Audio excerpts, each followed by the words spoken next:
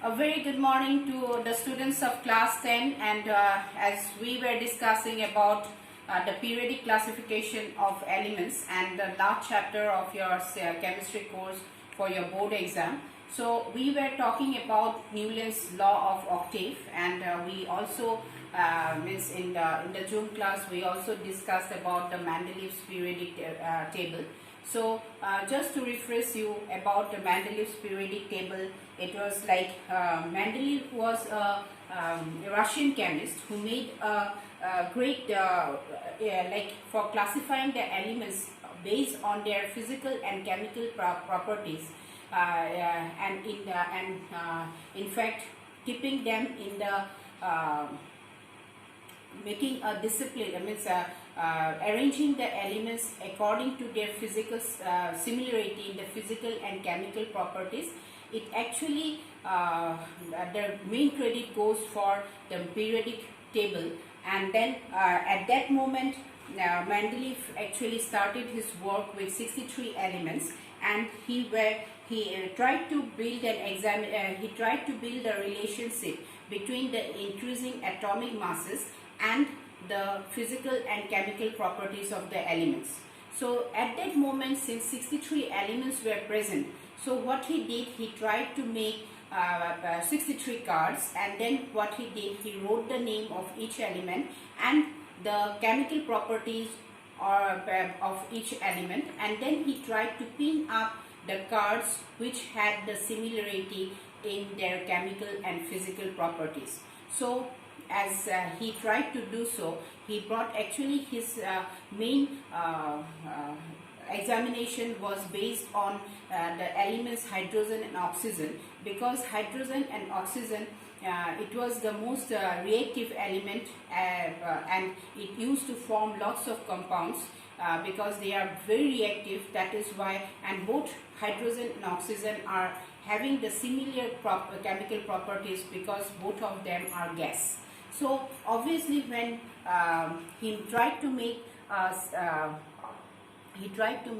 a relationship between them, then he found that the compounds which hydrogen used to make, like as you know, it is known as hydrides, and oxygen, the compounds which is made by when oxygen combines with other element to make the to make a compound, that is the oxides. So as he tried to pin up the cards together with similar chemical properties, so he observed that most of the elements, they got a place in the periodic table and were arranged in order of the increasing atomic masses. And when it was being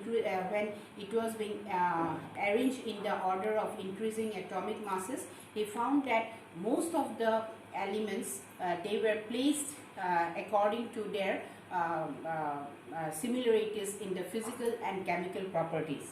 Now he formulated, based on that, he formulated a law for the periodic table, that the properties of the elements are actually the periodic function of their atomic mass. So that means when the elements were being arranged in order of their increasing atomic masses, and then he found that this had a similarity when they were placed in definite columns and rows, then he found that those elements had similarity in their physical and chemical properties. And in fact he named the vertical columns as groups,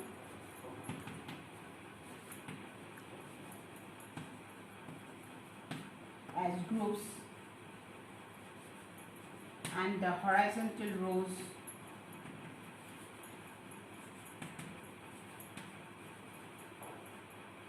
as periods, right? So that means the vertical columns that were in which the elements were being arranged were known as groups, and the horizontal rows where the elements are arranged, they are known as periods. Now Mendeleev actually was quite successful in placing the elements in their increasing, though it was in increasing order of their atomic masses. There were quite achievements, while the periodic table was being developed, and only few what happened, few of the elements, only a few of the elements with greater atomic mass were placed before the elements with the lower atomic mass, and the sequence were inverted so that the elements, why were the sequence inverted?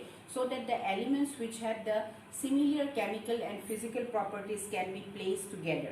Like for example, cobalt, who has the atomic mass of 58, was placed before the nickel, which has 58.7. Now moreover, Mendeleev actually left some gap in between, instead of looking upon these gaps as defect.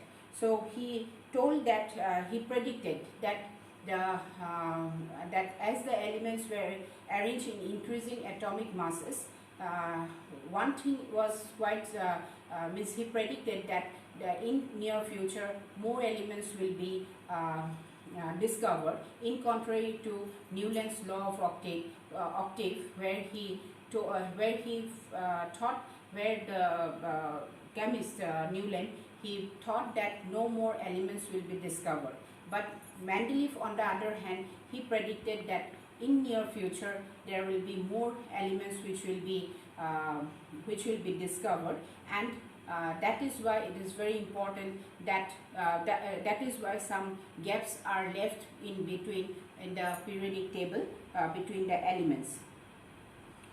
So Mendeleev named them by prefixing a Sanskrit numeral, that is Ekka, which means one. So to the name which preceded the group in the same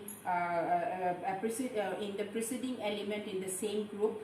For example, scandium, then gallium, germanium.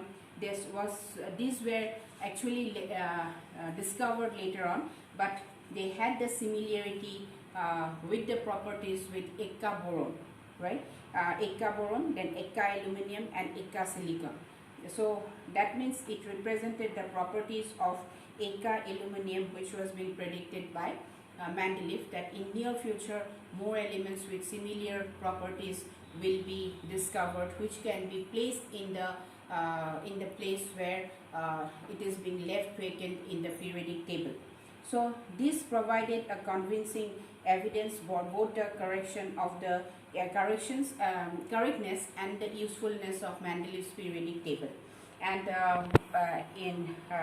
so that is why Mendeleev's prediction was a success, because in later on the inert gas, I hope you know what are inert gas, that they are non-reactive elements. So inert gas like helium, then neon, argon were being discovered later on, and they could be placed in the Mendeleev's periodic table without disturbing the existing elements, which were existing 63 elements which were discovered at his time. So that is why actually Mendeleev's periodic table was a success, and because he tried to arrange, he was more systematic in arranging the elements in the periodic table, though some of the elements where he kept some space which was left vacant, but as he predicted that in near future more elements will be discovered which will be similar to the ones which were already discovered. So that is actually that was quite